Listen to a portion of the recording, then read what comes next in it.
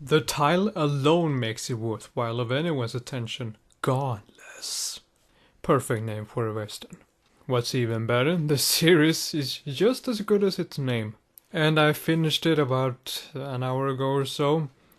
And wow, yeah, I don't watch TV, let alone Netflix, too often. So take it with a grain of salt when I say that this is easily one of the best ones I've ever seen. Though it has plenty of problems, none of them are major or ruinous for me. And it's a bit hard to summarize too, because there's so many characters that have their own stories and whatnot. But I guess the essence is that it takes place in 1880s in America. There's been a train robbery. Some ruthless guy named Frank Griffin burned down a whole city and killed everyone in it. And the money he took from the train was stolen by another guy, who winds up at Alice, the secondary protagonist, you could say, who shoots him in the throat, so he kind of has to be nourished back to health, except the money is gone. And there's a whole bunch of other characters that are in the town that's nearby to her farm, and I probably can't do it justice by a simple summarization, but the one thing this has going for it is that it's so cool. The intro alone, I think, will go down in history as one of the best. The series, at the very least, knows how to present itself, because it's beautifully shot and the music is really great. And fortunately, there's plenty of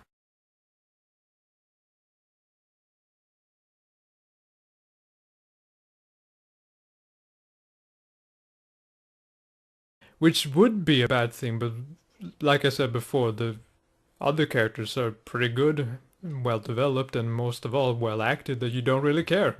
Because no matter who the focus is on in the scene itself, you're gonna have a good time. Because it's so good.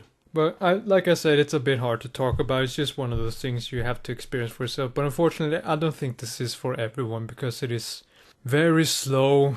And despite the fact that it's only 7 episodes, each is about an hour long. But it doesn't feel that way, because each episode is just so good that time just flashes by. It feels like they're 40 minutes or something. And there are a few plot holes here and there that are never really resolved. Few things that don't make too much sense, if that's even correct English. For one example is at the end of the series, I'm not gonna give context, so this won't be a spoiler, but someone steals a horse. So they knock out the guy who takes care of the horses, and when he wakes up, all the horses are gone. Except that it takes place in a town. Did nobody notice this? No one saw them some guys take away all the horses? No? Anyone? Okay. And maybe the final showdown is a bit anticlimactic, but they build it up so much and so well that it's like it's impossible to live up to its own hype. But by the time the series was gone, I had a good feeling in my chest, and I didn't feel like I wasted my time at all. Even if I know that there are plenty of scenes that serves pretty much no purpose, like just characters talking, or one character is traveling and we see a few stops that he makes. The characters never come back that he meets. It doesn't learn too much from the visits. It's just him on a trip and these are the guys he meets. But if you don't mind these things, then yeah, you're gonna have a really good time. And like I said, it's not too long either, so you could breeze it through during a weekend or something. It's on Netflix, so it's technically for free anyway. I am, though, a little worried about the whole Netflix limited series. Does that mean they're gonna remove it? I don't know. I'm new to Netflix.